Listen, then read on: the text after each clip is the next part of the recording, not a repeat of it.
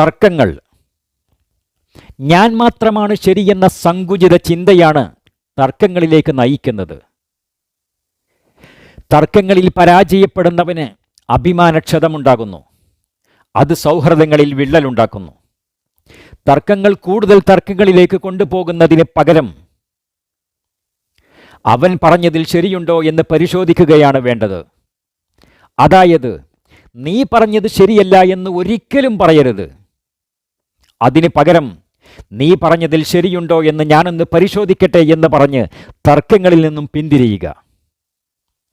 മറ്റുള്ളവരുമായി സംസാരിക്കുമ്പോൾ യോജിപ്പുള്ള മേഖലയിൽ കൂടുതൽ ശ്രദ്ധ കേന്ദ്രീകരിക്കുക.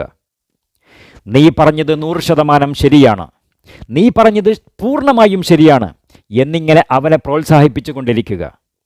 അതിനുശേഷം വിയോജിപ്പുള്ള മേഖലയിൽ ഈ കാര്യം ഇങ്ങനെയായിരുന്നെങ്കിൽ കുറച്ചുകൂടി നന്നാകുമായിരുന്നു എന്നാണ് എനിക്ക് തോന്നുന്നത്, അതല്ലെങ്കിൽ ഈ പറഞ്ഞത് ഇങ്ങനെ ആയിരുന്നെങ്കിൽ കുറച്ചുകൂടി നന്നാകുമായിരുന്നു എന്നാണ് എനിക്ക് തോന്നുന്നത് എന്നിങ്ങനെ സൗമ്യമായി പറയണം.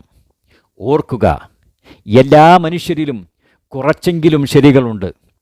ആ ശരികളെ കണ്ടെത്താതെ പോകുമ്പോഴാണ് തർക്കങ്ങളുണ്ടാകുന്നത്. അപരൻ്റെ ശരികളെ തിരിച്ചറിഞ്ഞ് തർക്കങ്ങളോട് നോ പറയുക. Thank you.